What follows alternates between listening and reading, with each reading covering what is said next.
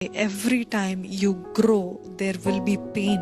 Every time there's growth, there is discomfort. Comfort ఉన్న వాళ్ళకి growth ఉండదు, గ్రోత్ ఉన్న వారికి డిస్కంఫర్ట్ ఉంటది. అర్థమవుతుందండి? కంఫర్ట్ కోరే వారికి జీవితంలో విశాలత, విస్తరణ, అభివృద్ధి ఏముండదు. సుఖాన్ని కోరే వారికి, ఎవరైతే డిస్కంఫర్ట్, ఎవరైతే నొప్పి గుండా వెళ్తారో, ఎవరైతే ప్రయాసపడతారో, కష్టపడతారో, వారి జీవితంలో ఎదుగుదల ఉంటది.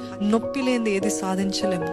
నొప్పి లేనిది ఎదుగుదల లేదు, నొప్పి లేని హెచ్చింపు లేదు, ప్రయాస లేనిది, కష్టపడింది, కన్సిస్టెన్సీ లేనిది మన జీవితంలో ఏది పొందుకోవడానికి కూడా అసాధ్యమే. God honours your work. నీ చేతి పనిని ఆశీర్వదిస్తా అన్నాడు దేవుడు. నిన్ను ఆశీర్వదిస్తా కాదు, నువ్వు చేసే పనిని ఆశీర్వదిస్తా అన్నాడు దేవుడు. అంటే నువ్వు చేయని పనిని ఆయన ఆశీర్వదించలేడు. అంటే అసలు if you don't have anything to show, what can he bless? నువ్వు ఫస్ట్ 5 రొట్టెలు 2 చిన్న చేపలు దాన్ని నేను విస్తరింపజేస్తా. అసలు నేనేం దేను నువ్వు ఆశీర్వదించండి అవ్వదు.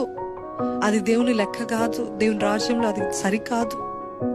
సో నీ చేతి పనిని ఆశీర్వదించు. There should be something that you can show, I'm doing something, I'm progressing, I'm taking the pain, I'm taking the effort అని చూపించగలుగుతారా మీ జీవితంలో?